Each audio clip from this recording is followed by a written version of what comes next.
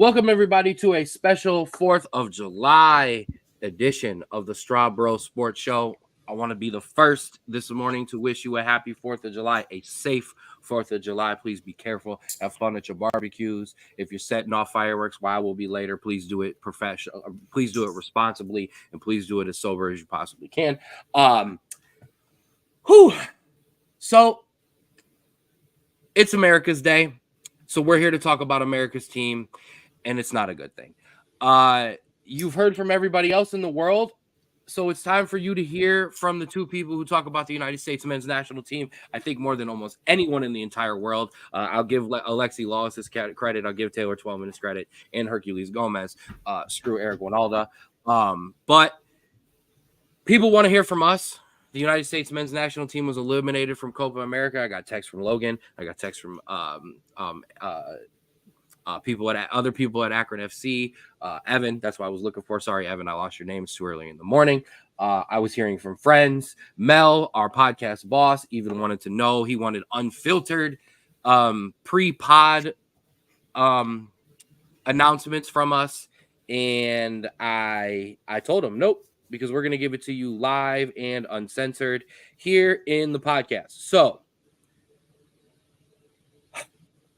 it's a tough one. Sorry, Mom decided to call me in the middle of the podcast. Mom, we're live. Straub, welcome to the show. Welcome to the 216 Sports Network, Facebook and YouTube page. Thanks for following us. Thanks for liking. Thanks for subscribing. I've got no sponsors and I've got no nothing. Let's dive right into it. The United States was eliminated on Monday night with a 1-0 loss to Uruguay, with some of the worst officiating that I have ever seen in my life of 35 years. I would say 33 years of watching soccer, 30 years of being able to do it with somewhat of a brain, 28 plus years of doing it while playing is some of the worst officiating I've ever seen. But we'll break down in different things. We'll talk about the officiating separately. We will talk about the Uruguay game, and we'll talk about Greg Berhalter. We'll talk about the future here. We're going to ramble and we're going to rant for a little bit like I've already been doing for the first 3 minutes of the pod. So, Straub, I want to talk to you first about the Uruguay game. They lost 1-0. Plenty of chances to, put the ball into the back of the net, but they didn't. So first things first, talk to me about this. Let's talk about the Uruguay game. This was a game that, in eyes of most supporters, was probably the defining game of this generation's career so far. You need a win against a Uruguayan team that is, in all rights and purposes, better than you, deeper than you, but was already guaranteed to leave and go out in this tournament and go on to the knockout stages. All you had to do was bring your best and beat this team. Now, was the officiating poor? Yes. That is an understatement of the year. But if you allow the referee to decide a game, this is the outcome that is going to happen, especially when you have 3 shots on goal the entire game and you just have absolutely nothing going forward. I'm sorry, but you put this result on yourself for the actions of the previous game and your performance in this game. Because Uruguay is a good team. You may not get as much possession as you do against a Panama or a Bolivia or any of the teams that we regularly play in CONCACAF.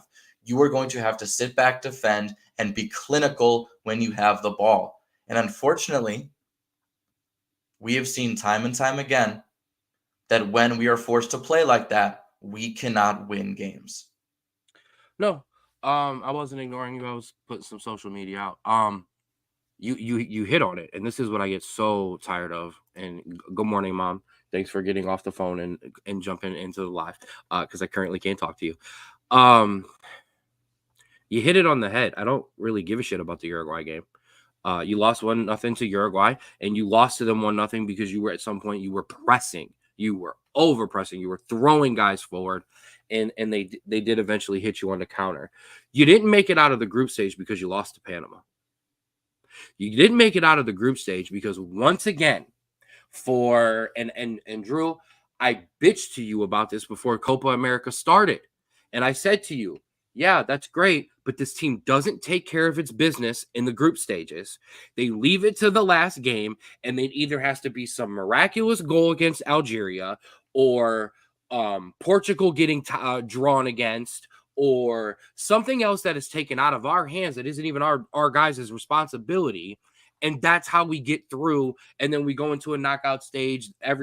Flags are waving. My scarves are all over the place and I'm ready to go. Then we get humbled in a groups or in a knockout stage and we're all back to square one.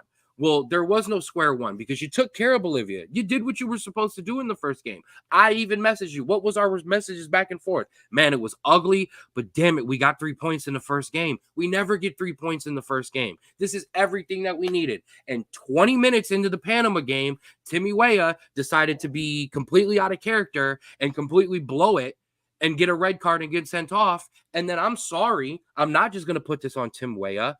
You are the golden bleeping generation of the United States men's national team. 10 of you should be able to get a point against Panama. Period. End of story. I don't care. I'm so tired of this. And we wouldn't be able to do this and we wouldn't be able to have this conversation if they actually made it out.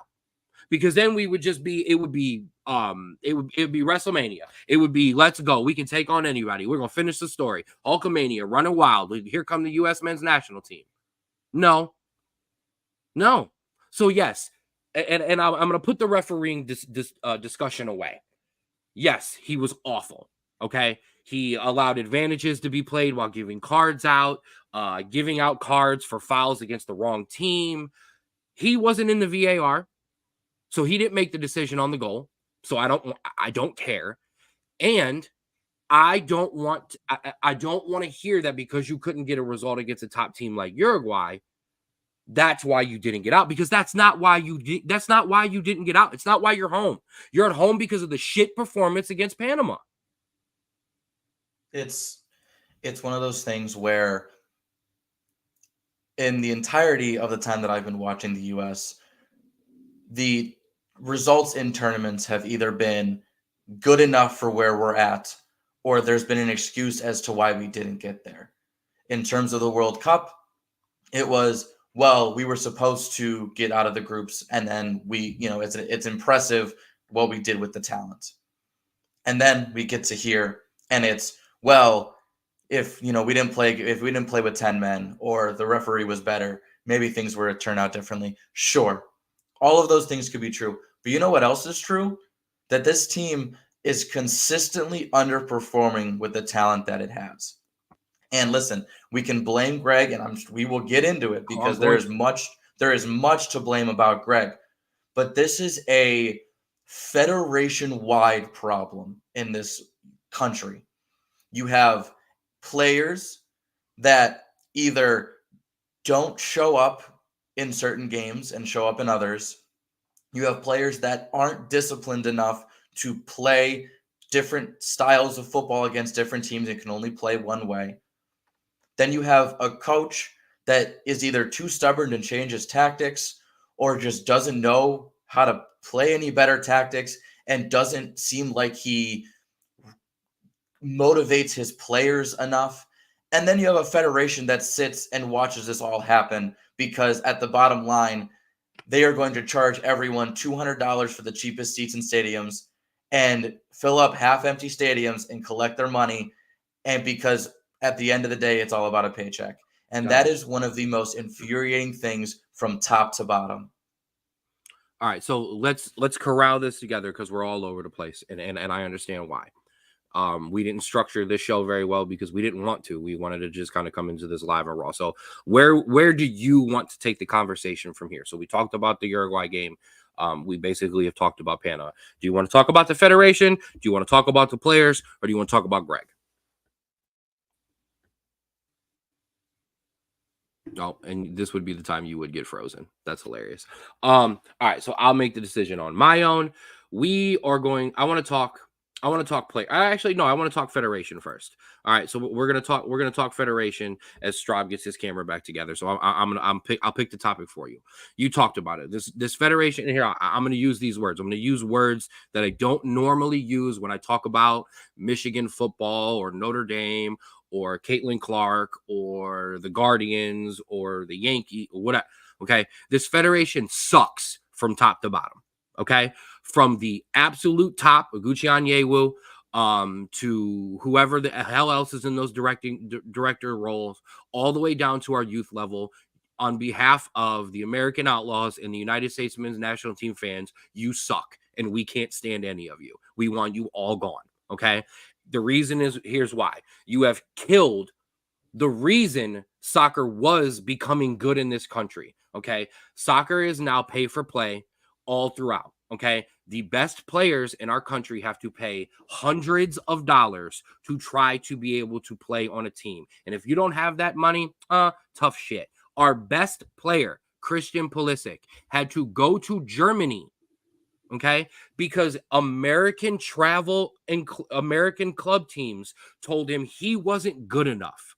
The best player in our damn country, the best player in our generation, and a player who is so good on the international level and at his club team, you can argue he's already the best player who's ever put on a United States men's national jersey, had to leave our country in his youth, go with his father over to Germany to their youth clubs because he wasn't good enough to play on ours.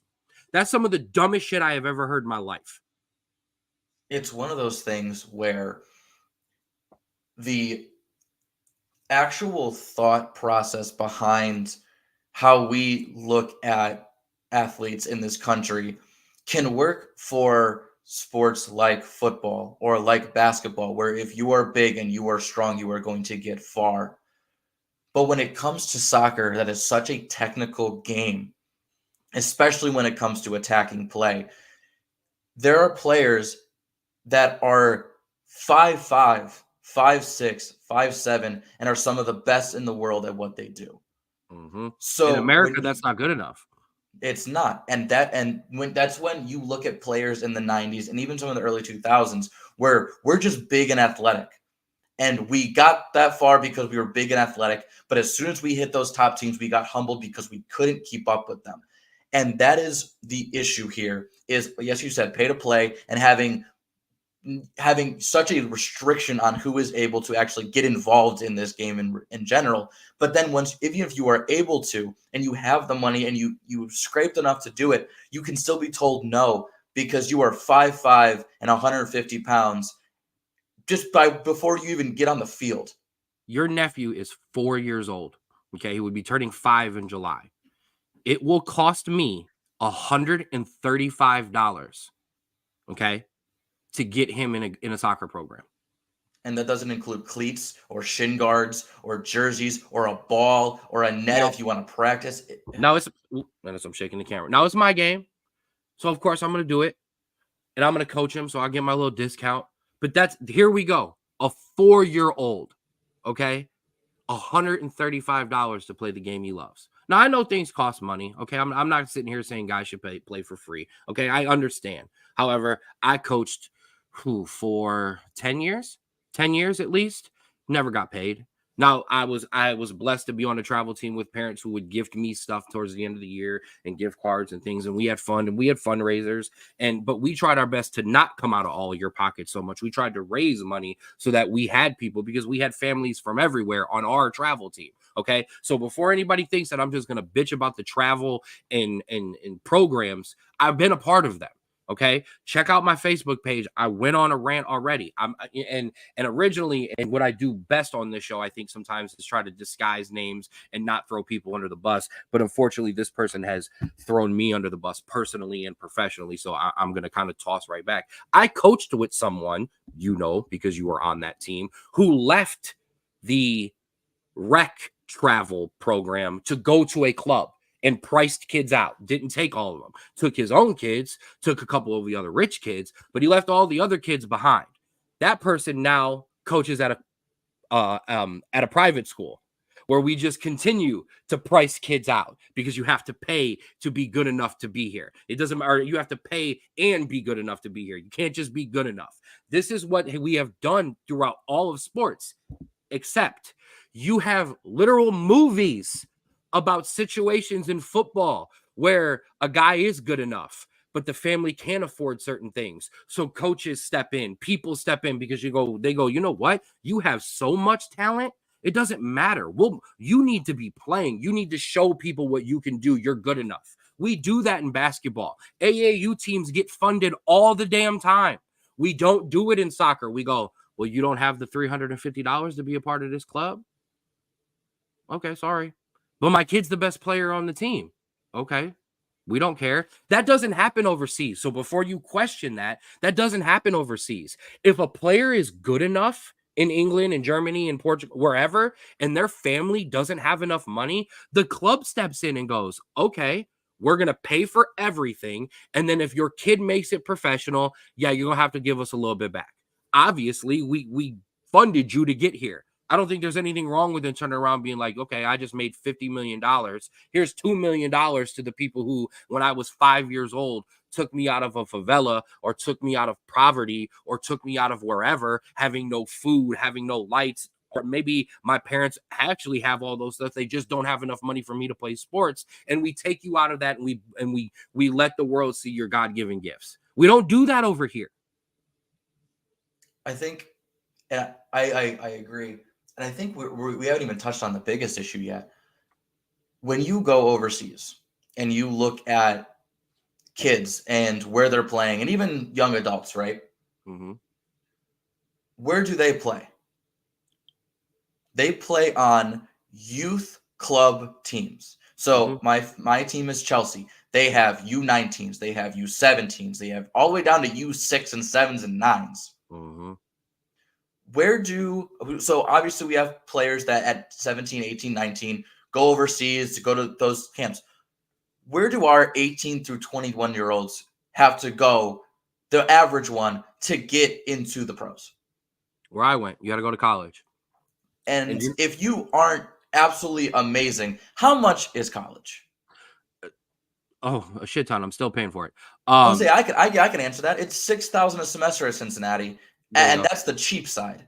Mm-hmm. Let's talk about the soccer aspect of it because I can give that to you better than anybody can.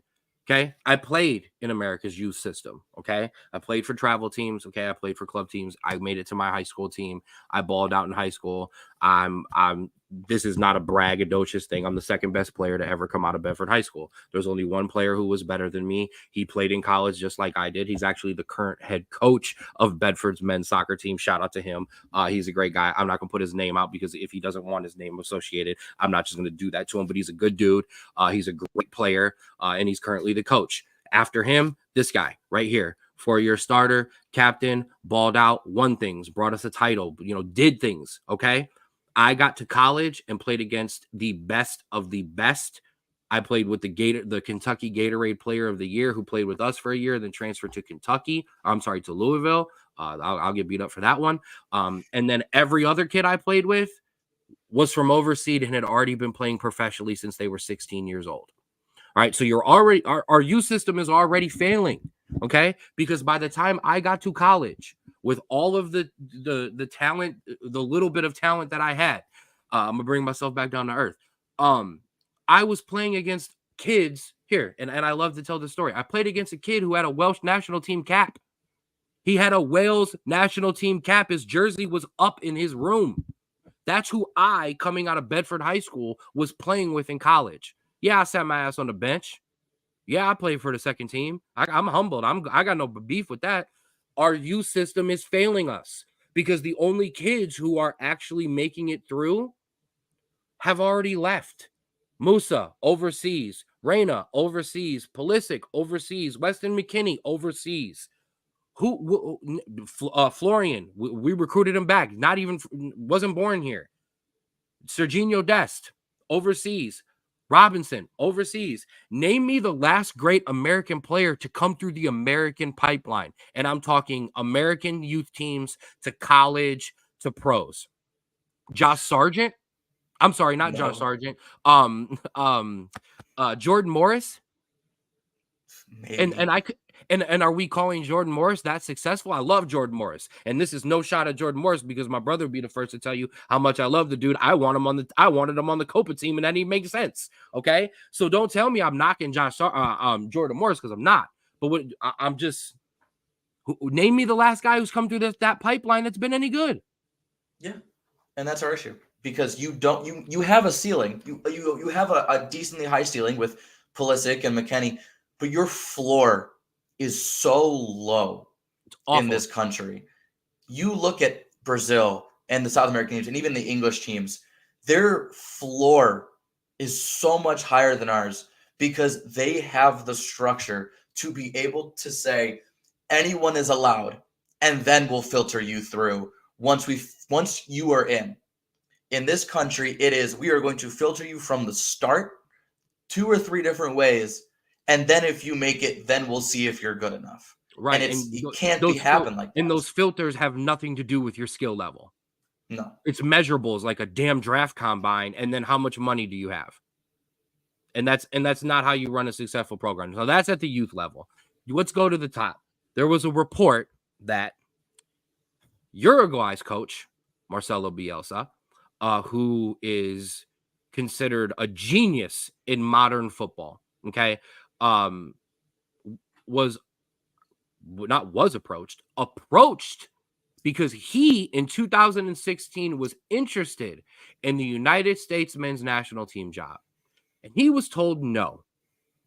Why?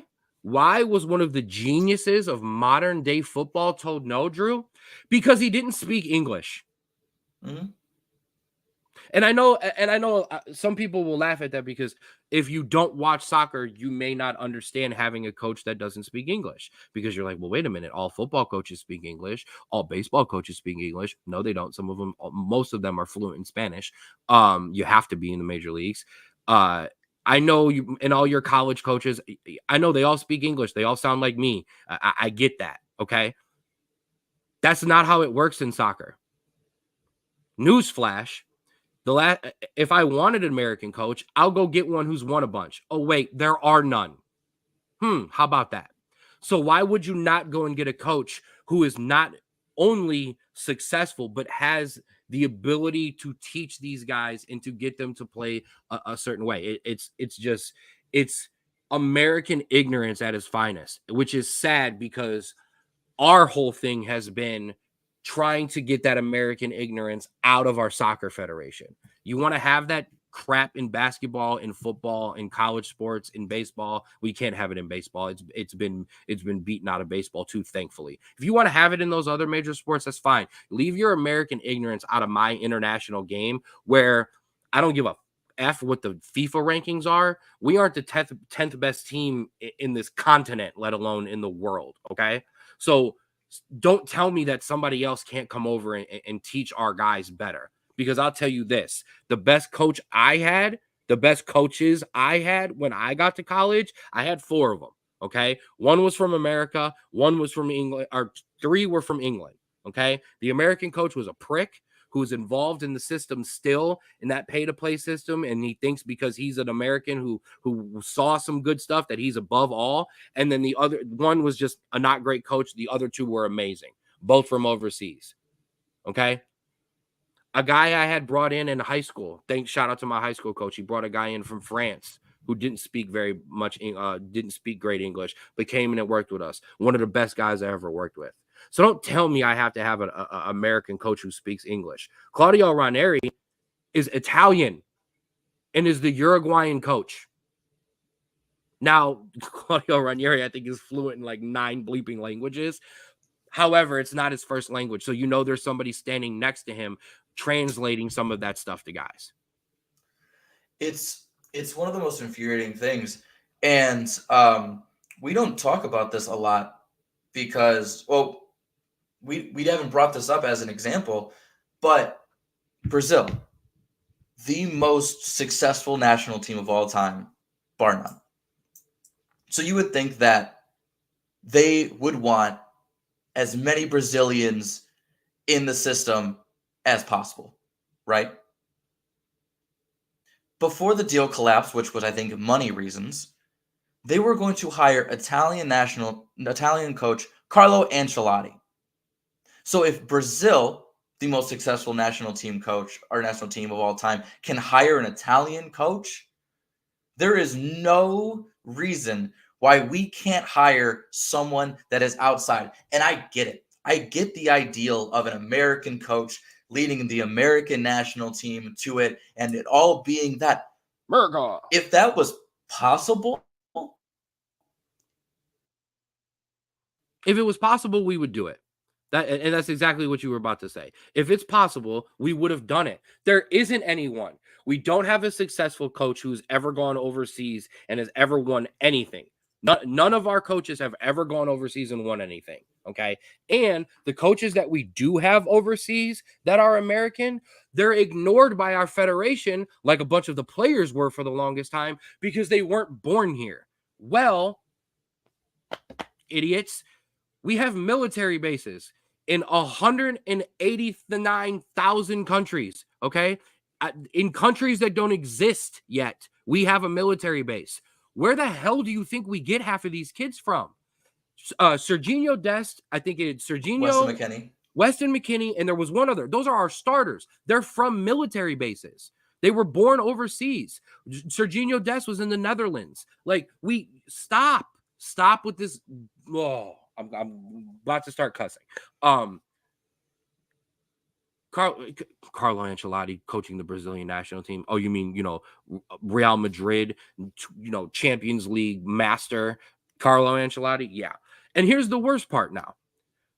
The fans are now calling for Jurgen Klopp, Pep Guardiola, Jose Mourinho. I'm also tired of that. Okay. And I'm going to touch on that briefly. Stop. Guess what? I also really, really, really want Nick Saban to come out of retirement and go and coach Notre Dame. Cool. What other fantasy believe bullshit are we going to talk about? Stop asking for coaches who aren't coming here. Jose Mourinho's not coming here to coach. I don't think Pep Guardiola is coming here to coach. Where this rumor comes from that Pep wants to come coach the U.S. men's national team. Are you kidding me? Have you watched his Manchester City team? He walked into Manchester City his first day and called them a bunch of fat players and they needed to get in shape. And if they had a problem with it, they were going out. And if you didn't play, too bad. You think these spoiled ass Americans are going to be able to deal with that? Do you think an American culture society is going to deal with a coach like Jurgen Klopp who will attack your politicians and your policies as well? You think that's going to fly? Be careful what you wish for. Because even then you ain't going to get it. And I think you're right. And I think then the question comes, well, then who? And I want to say something. I would rather, in this moment, hire someone that I maybe don't know how they're going to perform than someone that I've seen for 4 years do nothing. And I have something here because this is the only thing I made, and I think this is something that's really important. So we look. Greg Berhalter, during his first stint, went 37, 12, and 11. He was 10-99 against the top 50 teams, and he had 3 players, Wes McKennie, Christian Pulisic, and Tim Ream, in the top 100 UEFA clubs. Now, that first 4 stint, while disappointing at the end, is something that you can build off of. Okay. He was turning around a team that did not make a World Cup. Absolutely. And so you go, okay, we can build off of this. And what everyone sees in sports, if a team is so low and you bring them back to average, maybe above average, you go, okay, let's give this coach some more time. And that's what we did. Maybe it was just maybe a little disgruntled decision, but at the end of the day, it made sense. Greg Berhalter, since returning, has had 7 wins, 1 draw, and 6 losses. He is 1-4 in the top 50, and he has nearly quadrupled the amount of players in the top 100 of UEFA clubs. And who's that one win against? The worst Mexican team we've seen, I think, in both of our lifetimes. Yes. So if you look at this at a purely... I apologize to cut you off because the top stat needs addressed. Against those teams in the top 50 in his first stint, majority of those wins are against Mexico. Yes. Go ahead. the only wins we have this year, Mexico, obviously, who's 15th, should be a lot lower in my opinion. 62 ranked Uzbekistan, 76 ranked Oman, 64 ranked Ghana, 99th ranked Trinidad and Tobago, 53rd ranked Jamaica, and 84th ranked Bolivia. If you look at this Great job, as a Greg. purely Americanized standpoint, right? Let's go into the American standpoint, right? You have a head coach of a football team, of a college football team, that the year before went 1-11 in the college football. You bring him in, and he goes 5-7. Get you on And the you cusp go- of a bowl game. And you're like, okay, you know what? He's moving forward. He's moving forward. And then the next season, the first 6 games, he goes 1-5.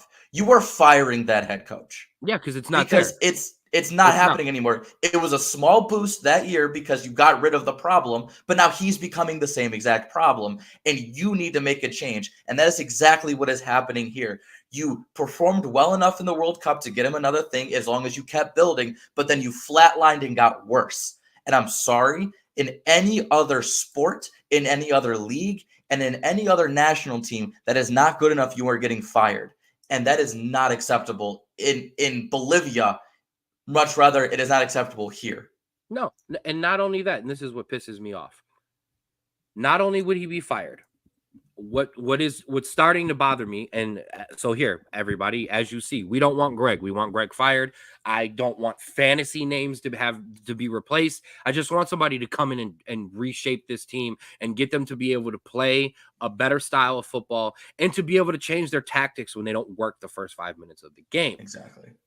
Here's my problem, though, and I'm going to shift over into the players because these players, this golden generation, they get a whole lot of credit for not winning a damn thing, but some Nations League against crap teams. All of these players, Christian Pulisic, Weston McKennie, Tyler Adams, right after Copa America, Matt Turner, they keep telling us, no, we love Greg. We want to play for Greg. Greg's got us going. We want to play then win for Greg. I don't, you're clearly playing for Greg. The games are there. He can put the stat back up, 50 something games, 60 something games, whatever it is. You're not winning for Greg. At what point, then what the hell are we doing? Why are we coming out here? Why are we going out there if you're not going out there to win? Win for Greg. Press for Greg. Don't punch people in the face for Greg. 10 men, get yourselves together and get a point against Panama for Greg. Speaking of Greg, because I haven't gone fully at Greg, I want to talk about something specifically from that Uruguay game. I have coached for 10 plus years, okay? I have watched this game, okay, for so many years. I have watched teams play games at the same time as other teams, so they need results from other games. I have never, in the 30-something years of watching football or watching soccer, seen a coach tell his team what the score was of the other game. Because what happened 30 effing seconds later, Greg, your team gave up a goal because their mentality went down because you just told them that Panama is tied and they don't need a win.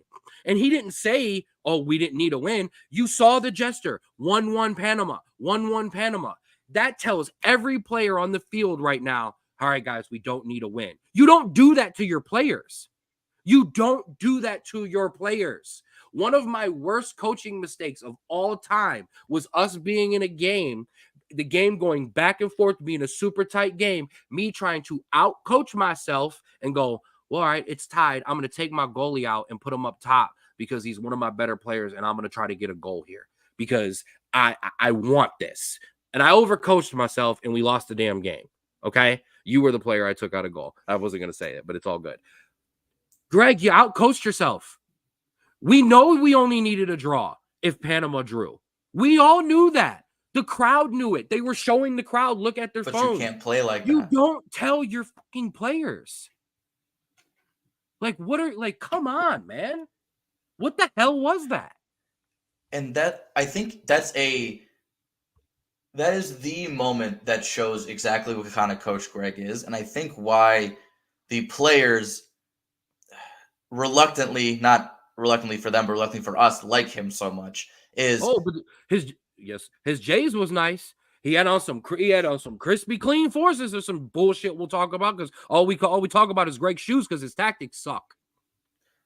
You look at these players, right? Some of them start for big teams. Some of them sometimes play for big teams. Some of them start for it is a very big mesh. But as we know, the European season is grueling. It is absolutely exhausting. Mm-hmm. And so when you have players that come from America where they are, at least in our system, are very entitled, and you play and you try and you scrape this entire season, wouldn't it be nice to come to a coach that, regardless of how you're playing or regardless of how you're feeling, will always have your back and give you the start and give you the praise and never say you're not good enough and stuff like that? Because think about it. Right before Greg was rehired, where was Christian Pulisic? Chelsea. He was at Chelsea. Chelsea's bench, not getting minutes, barely playing any games. And so, but when Chris came into the national team under Greg Berhalter, he started every single game. Even if he played poorly, he started every single game. And what did Chris say before Craig got rehired? I think I like Greg. I want Greg back. I think he gives a good team. Yeah, because he plays you regardless if you suck or not. And I think that is the mentality of a lot of players on this team, is that regardless of how you play, if you were a starter on this team, you are going to play. Christ, before Weah did anything, Paul Arriola, playing for some mid-table MLS team, was getting 90 minutes every game in important games because that's who Greg liked, and that is the problem. Because he was one of Greg's guys. And here's the problem, and I'll transfer right into that. Majority, if you don't know this, Greg Berhalter was one of our youth coaches. So Greg has worked with Tyler Adams, Jonas Musa, Weston McKennie, Christian Pulisic, Florian Balogun, Matt Turner. All of the guys who back him I don't know if Matt Turner was actually on those teams, but majority of these guys who unconditionally back Greg, okay, have been with Greg since a youth coach. And here's what I'm starting to figure out. Greg hasn't changed. Greg still coaches these 20, 21, 23, 26, 27, 28-year-olds like when they were 13, 14, 15, and 16. And I'm going to quote Dan Hurley, who just was in the process of potentially going from UConn to the Lakers, when asked about the difference between coaching in high school, because he coached there, coaching in college, he's there now, and coaching in the pros. He goes, I didn't talk to my son the same way at 7 as I talked to him at 15 as I talked to him now as an adult. Hey, Greg, there's your problem. I think one of the problems is Greg still treats these kids like they're kids because they're his guys. And I get that. If I had to get your team together, our travel team, if I got them together now as grown adults and put you all on a field, I would coach you like you were 9 years old, because that is what I have with you guys. That's where we started. The problem is Greg has not transitioned into an adult coach with some of these players. The beef with Reyna is a perfect example of it. How shittily it was handled by Reyna, but how poorly it was handled by Greg as well. It could have been handled better by the coach. The fact that he refused to take Christian Pulisic off of set pieces is one of the most idiotic coach's decisions I can ever think of. And the only thing I can give it to you is, well, Chris is always taking our free kicks. Okay, cool. Weston McKennie had an absolute shit Copa America. At some point, that man should have been on the bench. No, because that's one of Greg's guys. At some point, Greg's got to transition into an adult coach. You got to be able to get into some guys' asses. But he can't, because I'm sorry. It's 1-1, guys. It's 1-1. That will be the defining Greg Berhalter moment for me, because that just showed me you don't have what it takes on this level. It's beyond frustrating. And I think also, if we're gonna go back to the Federation here, we got a statement from Matt Crocker, the sporting director. They're saying they're gonna go through a process and assess. And unfortunately, that sounds very similar like the process that he said they were gonna go through when they wanted to find a new head coach. And guess what? They rehired Greg Berhalter. And so I obviously want to be somewhat optimistic and say they gave him a shot because they thought he could continue to grow. He's not going to grow anymore. They realize that, and they're going to find a new head coach. But I can't give this federation any of that credit because they haven't proven to me that they are able to make those tough decisions and do what's best for the national team and not what's just best for them as people and them as money-making adults. My issue here is that you have the biggest opportunity you are going to get in the next 30 years. You have a home World Cup in 2 years. With talent. With last time when we hosted the Cup in 94, we weren't good. No, and look at what we did with it. And look at what we did. No disrespect to, I know I get on Lexi Lawless on this show. No disrespect to Lexi Lawless or none of those guys, but they weren't as talented. Now they'll argue and say that they were. No, but they say that they're not talented, but they gave a shit more than these guys do, and they played harder than these guys do, which I tend to agree with, unfortunately. I also want to touch on this golden generation thing for a second, because I call them that. We call them that. We call them our golden generation because talent-wise, skill-wise, this is the most talent we have ever had on a team. 3 players in the top 100. Now we have 11. Here's the problem, though. And I'm going to steal this point from some other pundits too, because it took me a second to even think about it for a second, because it's true. Of our starting 11 and going to our bench, yes, we have all of these players in the top 100. Yes, we have all these players in these big clubs. How many are actually in prominent, starting, important roles? Christian Pulisic, he had a good tournament. Tim Ream had a decent tournament. Jedi Robinson had a great tournament. Those are your starters for other teams. Florian, who had a very up and down season, but played minutes at his club in the French league, had a good tournament, had some great goals. I will say this, has clearly been in the weight room since the last time we saw him on the men's national team, because that is a grown ass man who looks like a power forward sometimes out in the box, moving guys around, not a center forward. But we'll look at that. The guys who actually played actually had an impact. Guys who were in between on minutes, look how their tournament went. Weston McKennie, poop. Timmy Weah, I'm going to call it a crap tournament. You may have had a good game, but then you got a red carded and you were done. Crap tournament. Chris Richards. Matt Turner, an awful tournament. I'm going to say that. I'm sorry. I don't think Matt had a good tournament either. Ricardo Pepi was constantly off the bench for PSV. Cool, scored some goals. Came off the bench for the United States men's national team, and my ass might as well have been out there. Okay? These guys did not perform. And the only one I'm going to let slide is Josh Sargent, because he was rushing back from injury. It's the same reason I'll give Tyler Adams some credit. These guys were in a race to be fit for Copa and still outperformed the guys who were there already and fit. This comes down to something that unfortunately we saw glimpses of, but we weren't sure if they were going to turn a corner or not. You are now in a position where if you let this continue, you are going to be an embarrassment in 2 years at this World Cup. You are going to be a South Africa. You are going to be a Qatar. You are going to get... South Africa made it to a semifinal. So, but Qatar, yes. Qatar was a laughing stock. You are going to be one of these teams that is remembered as the host that, even with everything with them, because of how poor everything is around them, cannot do anything. And the issue with Qatar is they just didn't have good enough players. No, they're a startup.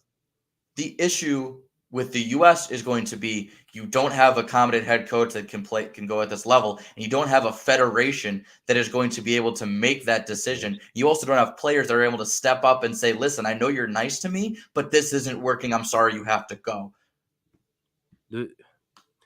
I was always a Landon guy, okay? I was always a Landon Donovan guy. No relation that my son is named Landon.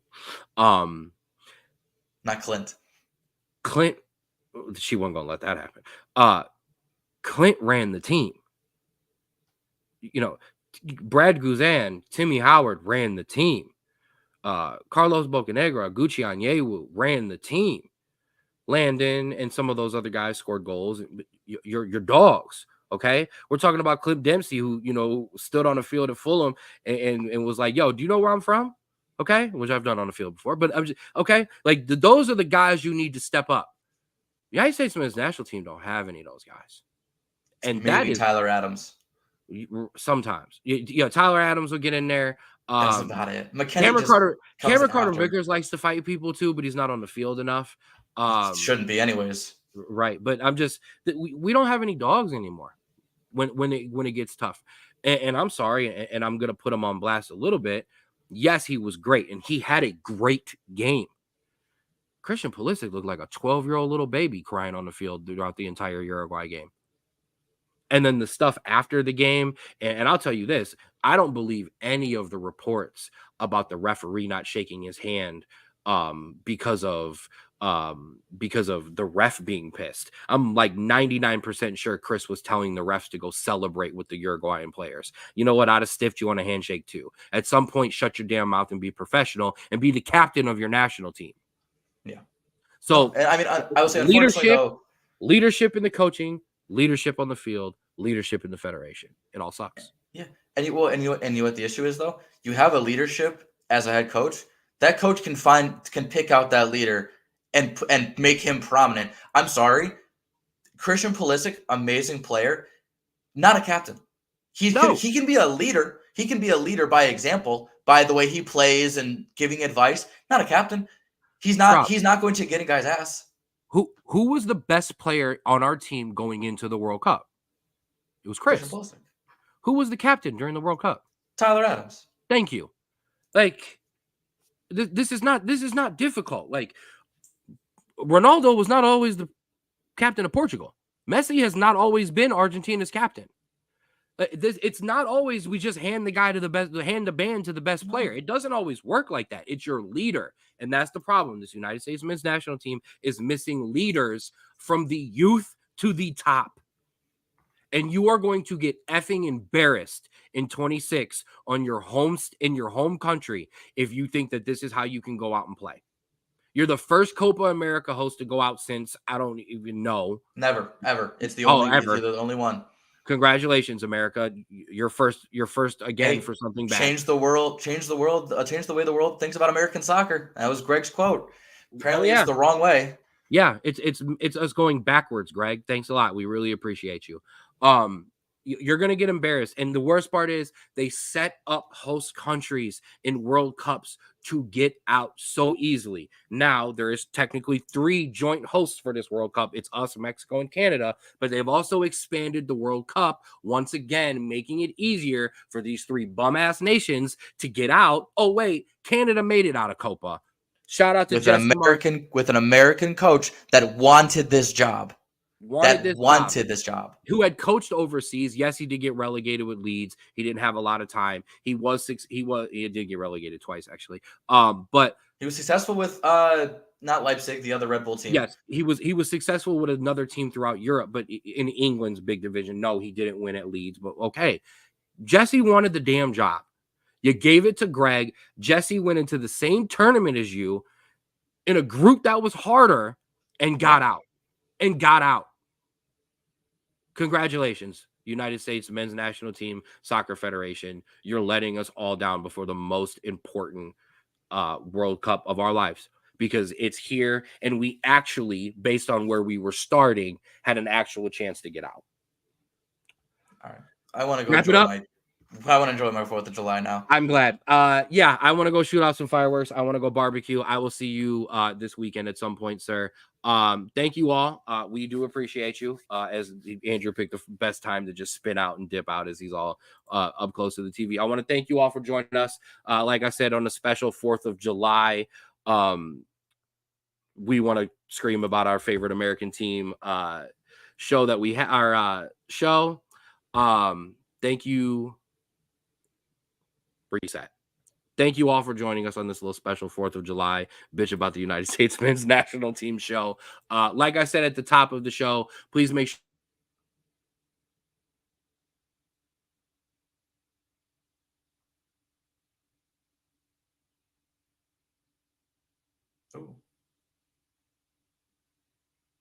if anybody can still hear me, but that's okay. Oh, we are back.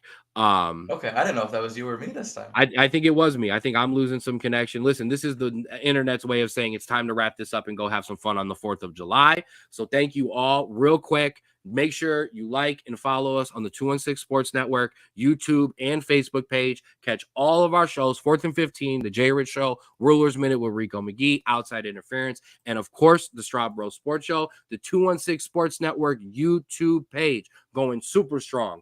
3,000 subscribers. Thank you to every single one of you. There's a bunch of y'all on YouTube rocking with us right now. Thank you very much. Thank you to the crew who normally rocks with us on the Facebook page.